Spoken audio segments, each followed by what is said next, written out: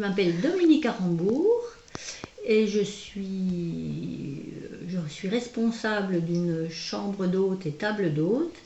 Et parallèlement, je m'occupe de chevaux en pension à l'année. J'en ai 14 pour l'instant. C'est une structure qui peut en accueillir entre 10 et 14 toute l'année. En moyenne sur l'année, je passe à peu près 7 heures autour des chevaux, des soins des chevaux. Environ 4 heures, 4 à 5 heures le matin, 1 heure dans l'après-midi et 1 heure en fin de soirée. Depuis toute petite, j'ai aimé les animaux et particulièrement les chevaux et également faire la cuisine et recevoir des personnes. C'était quelque chose, le contact avec l'humain était assez facile pour moi. Donc au bout de plusieurs années de travail qui ne me correspondait pas vraiment, une opportunité s'est présentée à nous d'avoir une grande maison, de la retaper. Et attenant un grand parc des pâtures d'environ 10 hectares, on a pu créer une structure où je pouvais faire table et chambre d'hôte et la pension de chevaux tout à côté. Donc voilà pourquoi j'en suis arrivée là. Donc c'était 2 métiers passion que j'ai réussi à réunir en un même lieu, en fin de carrière professionnelle.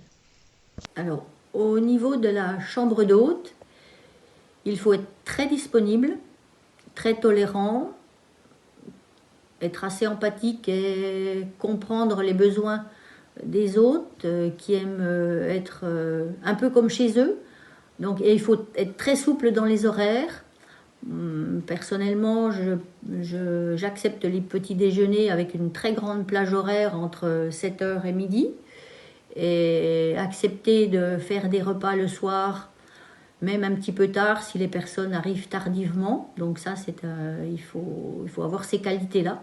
Une grande souplesse, une écoute des personnes qui viennent chez vous.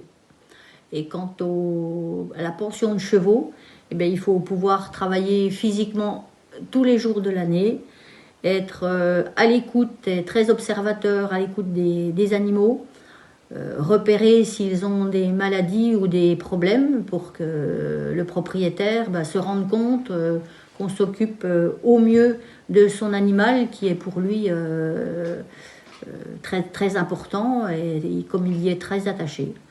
Et physiquement, il faut tenir le coup de 7h du matin à assez tard le soir pour se coucher tranquillement et rassuré, savoir que tout le monde va bien, aussi bien les humains que les animaux. Je n'ai pas eu besoin de préparer des diplômes ou d'avoir d'expérience professionnelle pour réaliser ces 2 métiers, simplement passionné de cuisine et de recevoir des personnes. Et j'ai eu des chevaux chez moi pendant environ 10 ans avant de me lancer dans la pension de chevaux. Donc j'ai appris sur le tas ces 2 métiers. Et c'est simplement la passion et la motivation qui ont fait que ça a très bien fonctionné et que j'ai pu me réaliser. Et les inconvénients, en raison du métier de pension de chevaux, ce sont des animaux qui ont besoin qu'on s'occupe d'eux tous les jours. Donc il faut être opérationnel et en forme tous les jours. Et comme financièrement, ce n'est pas quelque chose qui permet de gagner beaucoup d'argent, on est obligé de le faire par soi-même. Et c'est difficile d'embaucher des personnes puisque c'est les finances qui gouvernent.